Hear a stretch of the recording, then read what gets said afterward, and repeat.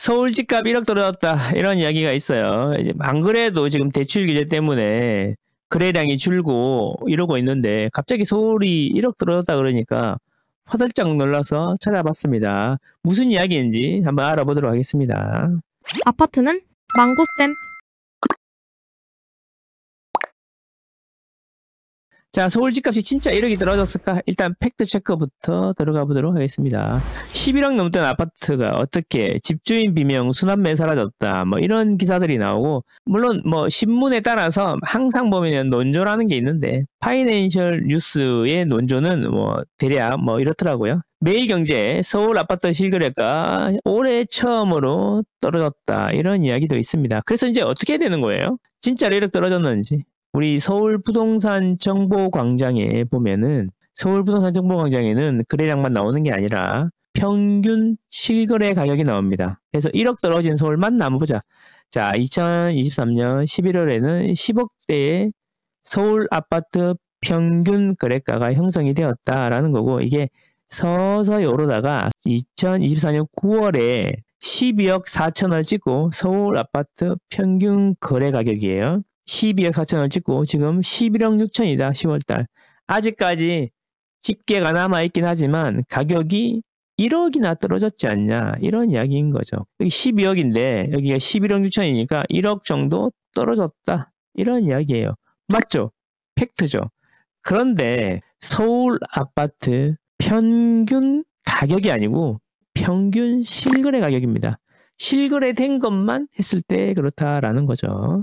자, 그럼 이게 무슨 이야기냐. 자, 이렇게 하니까 이제 별로 안 작아 보이잖아요. 그래서 이제 신문에서는 이렇게 크게 자극적으로 이렇게 그립니다. 보통 확대해가지고. 자, 12억 4천에서 11억 3천으로 떨어졌다. 훅 떨어졌다. 뭐 이런 이야기 하는 거죠. 이제 이거 집계할 때랑 시간이 좀 지나니까 11억 3천에서 3천만 원 올라갔네요. 자, 그래서 훅 떨어진 것 같습니다. 자, 그래서 이게 제가 한번 찾아봤습니다. 서울 아파트 실거래 가격 평균을 찾아봤더니 이렇게 2022년 7월 달에는 7억 9천이었는데 계속 오르고 있다는 거지. 계속 오르고 지금 11억 6천을 찍었다는 건데 좀 묘한 게 있어요. 이게 올랐다가 주춤했다가 가는데 이런 경우에는 보통 이제 제가 말씀을 드리는 게 뭐예요? 추세를 보시라 이런 이야기. 추세를 보시면 추세는 지금 제가 보기에는 조금 하향한 것 같은데, 하향 이탈된 것 같은데, 자, 그럼 추세선에 거의 걸려 있어요. 이게 이제 추세가 하향 이탈되고 쭉 내려갈 거냐, 아니냐, 이런 문제가 되는 것입니다. 그리고 추가적으로 뭐냐면, 최고가 거래가 감소했다. 이런 이야기 들어보셨어요? 최고가 거래. 뭐냐면, 지난번 대비해서 최고가로 거래가 많이 된 것도 감소했다. 이 직방 데이터인데요. 직방에서 보면, 9월에는 최고가 거래가 16.9%, 전체 거래 중에, 서울의 실거래 중에 16.9%가 최고가 거래였다. 지금까지 있었던 거래 중에 제일 높았던 거래다. 근데 10월 되니까 15.6%가 됐다. 그래서 1.3포인트 떨어졌다. 이런 이야기가 되는 거예요. 그래서 이런 경우에는 신문 기사가 나오면 이제 원문을 찾아봐야 됩니다. 직방에 들어가서 바로 달려가서 확인을 해봤어요. 그래서 9월달 거 보여주고 10월달 거 보여주고 딱 이거 두 개만 보여줘서 두 개만 보여줬는데 실제로 보니까 10월달에 최고가 비중이 조금 줄긴 했지만 최근 1년 동안 제일 높은 수준 바로 밑이라는 거죠. 제일 높은 수준. 그래서 이렇게 기사를 쓰면 쫄리겠구나 그런 생각을 해봤습니다. 보시면 6.6%에서 시작해갖고 1월달에 10% 미만을 맴돌다가 7월부터 10% 넘어가지고 9월달에 16.9% 찍고 1.3% 떨어져가지고 15.6%다 10월달에 이런 이야기입니다. 요것도 팩트네요. 팩트. 어쨌든 줄었다라고 쓰고 있다라는 겁니다. 중요한 건 뭐냐면 1.3% 떨어지는 동안에 특히 최고가 거래가 많이 떨어진 게 있는데 서초구, 은평구, 양천구가 급감했다 이렇게 표현을 하고 있습니다. 그래서 야 제일 비싼 서초구마저도 이렇게 되는 건가? 은평구도 같이 그렇게 됐네. 양천구 분위기 좋다더니 왜 그런가 싶었습니다. 자, 그런데 요것도 다시 원문을 찾아보면 또 재밌습니다. 아까 떨어졌다고 했던 데 있잖아요. 떨어졌다고 했던 건 서초, 은평, 그 다음에 양천구는 빠져있네요. 안 나와 있는데 자 보시면 제일 많이 빠졌죠. 최고가 거래 비중이 마이너스 54%, 그 다음에 마이너스 58% 이런 거죠. 4건이었는데 뭐 3건, 2건으로 줄고 뭐 이런 건가? 자, 근데 그에 비해서 최고가 거래 비중이 많이 늘어난 곳도 생각보다 많더라 이런 이야기예요. 관악구가 133% 늘었고요. 그 다음에 도봉구는 117% 늘었고 서대문, 동대문, 성북구, 노원구 이런 데는 아주 많이 늘었다는 겁니다. 저는 이걸 보고도 참 좀 놀란 게, 와, 이렇게 떨어진 것만 쓰니까 되게 많이 떨어진 것 같은데 원문을 찾아보니까 실제로 최고가 거래가 훨씬 더 많이 늘은 것도 많더라, 이런 이야기죠.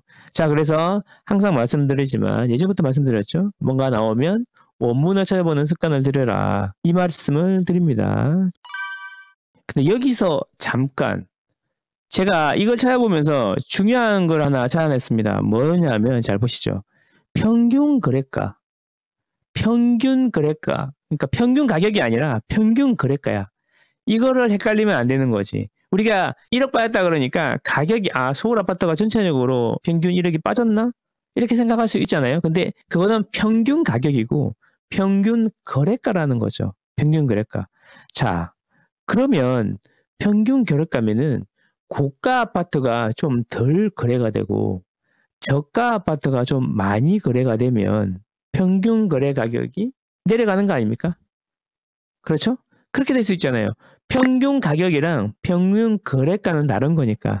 그래서 제가 찾아봤습니다. 또 제가 만들어 놓은 걸로 한번 봤는데, 자, 보시면 여기 뭐냐면 파란색은 뭐냐면 파란색은 6억 이하를 나타내는 거예요. 서울 시내 아파트 거래량의 전체 비중을 나타내는 건데 6억 이하.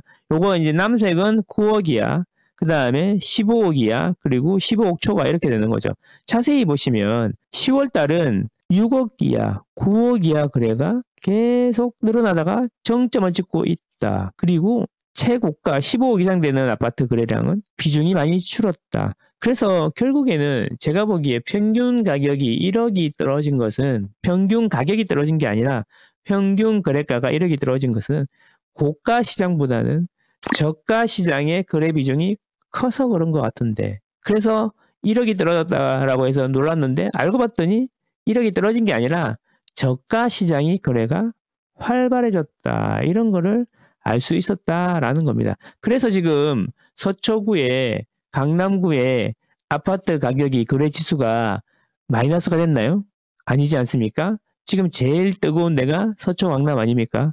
그렇게 보면은 거래는 줄었지만 서초, 강남은 가격은 안 빠지고 있고 저가 시장들은 거래 비중이 많이 늘었다, 이런 겁니다. 그리고 또 흥미로운 현상이 있죠. 강남하고 강북. 무슨 이야기냐면 이 빨간색으로 되어 있는 것은 뭐냐면 8월, 9월 대비 10월 거래 비중이 줄어든 곳입니다. 어디냐면 강남구, 강동구, 광진구, 성동구, 서초구, 용산구. 여러분, 제가 방금 그 말씀드린 곳은 여러분들이 생각하기에 비싼 동네입니까? 싼 동네입니까? 그죠? 비싼 동네 아닙니까? 비싼 동네들은 이렇게 전체적으로 거래 비중이 줄었다는 겁니다. 그러니까 평균 거래 가격이 내려갈 수밖에 없는 거죠. 반대로 8월, 9월 대비 10월 거래 비중이 늘어난 곳은 어디냐? 자, 보시면, 자, 이게 파란색으로 표시하는데 강북구, 관악구, 구로구, 노원구, 도봉구, 동대문구, 이런 데라는 거죠. 아까 최고가 거래가 늘어난 곳이랑 비슷하지 않습니까? 제가 드리고 싶은 이야기는 뭐냐면 지금은 저가 시장이 거래가 활발해졌다, 이런 말씀을 드리는 겁니다. 그럼 이거를 뭐냐면 저는 상승의 확산이다 라고 말씀드리는 거예요. 상승의 확산. 제가 계속 말씀드렸죠. 금리를 높이면 사람들이 대출을 덜 받는 거지 안 받지 않는다라는 겁니다. 이자가 부담되니까 3억 빌릴 걸 2억을 빌리겠죠. 한도도 줄었잖아요. 그래서 고가 시장으로 갈 거를 눈을 한 단계 낮춰가지고 저가 시장으로 가게 된다, 이런 겁니다. 그래서 여전히 사람들은 집을 사고 싶은 거죠. 근데 지금 시장에 참여하는 사람들이 투기꾼들입니까? 실수요자들입니까? 통계로도 나타나지 않습니까? 자금 조달 계획서를 보면은 갭 투자 비중이 사상 최저치를 갱신하고 있습니다. 30% 중반대인데 여러분 잘 생각해 보셔야 되는 게, 갭 투자를 하면 투기꾼인가요? 이 부분도 한번 생각해 보셔야 됩니다. 아, 집이 계속 오르니까 살 수는 없고 대출은 안 나오니까 어떻게 합니까? 집이 오르는데 난 사고 싶은데, 그래서 어떻게 하는 거죠? 나는 지금은 저 집을 못 사지만 대출 받기도 좀 그렇지만 갭으로 전세 끼고 사놨다가 나중에 열심히 돈 모아가지고 들어가려고 하는 거 아니겠습니까? 그런 사람들마저도 투기꾼이라고 하면 안 되는 거죠. 그리고 중요한 것은 뭐예요? 다주택자는 12%나 13%를 취득세로 내야 되기 때문에 시장 참여하기가 어렵습니다. 특히 가격이 높을수록 더 부담이 돼요. 10억짜리를 사면 1억 2천 넘게 취득세를 내야 되고 20억짜리를 사면 2억 5천 넘게 취득세를 내야 된다는 겁니다. 그래서 고가 시장일수록 다주택자가 접근하기가 더 힘들어요. 그래서 지금은 대부분이 실수요자들이 시장에 참여하고 있는데 대출금리를 올려버리니까 내가 원하는 만큼 대출을 빌릴 수도 없고 한도를 줄이니까 한도도 안 나오고 옮기기는 해야 되고 그러니까 어떻게 애꿎은 실수요자들만 피해를 보게 된다 이런 거죠. 그래서 오래 못 갈 것이다 이런 말씀 드렸고 사람들은 여전히 집을 사고 있다 이런 이야기입니다. 우리는 여기서 아까 그래프에서 어떤 인사이트를 얻을 수가 있습니까 여러분? 제가 9월 달에도 말씀드렸고 10월 달에도 말씀드렸지만 상승이 확산되고 있다라는 겁니다. 상승이 확산되고 있다. 그래서 이제 강남 많이 올랐다. 물론 강남은 그들만의 리그니까 자기들끼리 몇 건 거래로 뭐 신고가가 나오고 초고가가 나오겠지만 사실 반포의 아파트 맨날 반포 아파트 이야기하지 않습니까? 잠실 에이스나 리센트는 이야기도 안 해. 그죠? 맨날 반포 원베일리 이야기만 하는데 사실 원베일리나 반포의 아파트는 우리나라 상위 1%도 아니죠. 0점대의 최상위 그룹인데 크기 아파트 시장을 가지고 시장을 이야기하고 그리고 비싸다 이러고 있으면 안 되는 것이죠. 자, 그래서 저는 다시 한번 말씀드리지만 저가 시장에서 거래가 늘고 있고 비중이 늘고 있다. 이거는 고가 시장이 너무 많이 올랐기 때문도 있고 정부에서 대출 규제를 하기 때문에 그렇다. 그래서 이제 앞으로 어디가 뜰 것 같습니까, 여러분? 그래서 우리는 지금 어디를 미리 선점해야 되는 것입니까?